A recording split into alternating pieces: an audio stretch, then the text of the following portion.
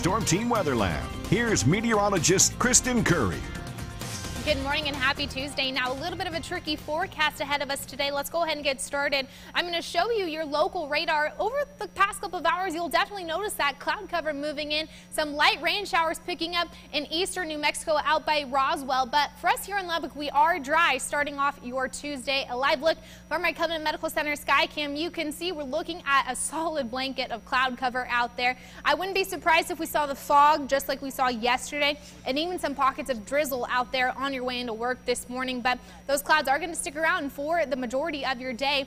The breeze still kicking coming out of the south around 16 miles per hour here in Lubbock. We're going to see these winds kick until the end of the day for anywhere from 10 up to 20 miles per hour. So it is going to be a windy day, but a warm day. We're looking at temperatures right where they were yesterday in those upper 70s, 78 degrees here in the hub. Most of us over the Caprock looking at those mid to upper 70s and then close to that 80-degree mark out across the rolling plains, but everyone is going to be above average for today. The big story is, will we see rain? Now, I'm going to start your high resolution model at 7:30 this morning.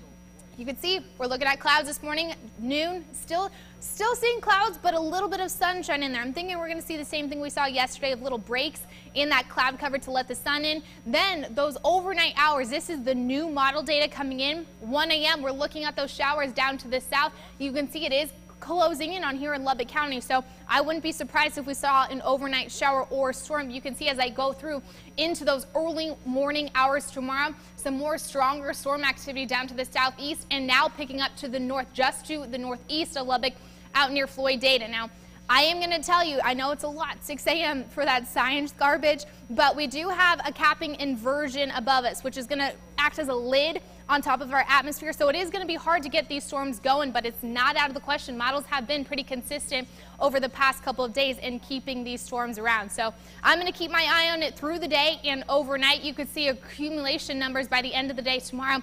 Trace amounts here in Lubbock and then over ½ an inch down into that southeastern corner. So again, a 30% chance of those overnight storms tonight and tomorrow morning. That dry line is going to shift east, bringing in cooler but drier air on Wednesday afternoon. So Halloween as of right now is looking good. Maybe a little bit chilly trick-or-treating that night because we're going to drop down into those low 40s by the time we start Friday morning.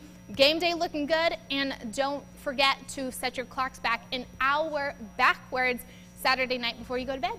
Yeah, and in Ohio, when we did trick-or-treat for Halloween, we dressed up very warm. Like, we always had a costume, but we'd always have to wear coats over it. Here, we don't have to do that, right? Most days we don't, but this time you might have to. It is going to be pretty chilly. It'll be a little chilly. Yeah. All right, Kristen, thanks so much. In health news, this